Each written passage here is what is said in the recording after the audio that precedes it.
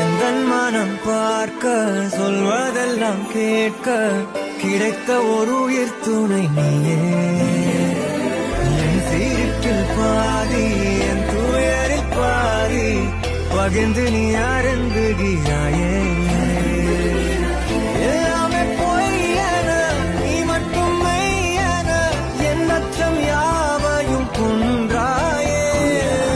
நான் இங்கு உண்மையா உன் கையில் பொம்மையா யார் இந்த நான் என சொன்னாயே.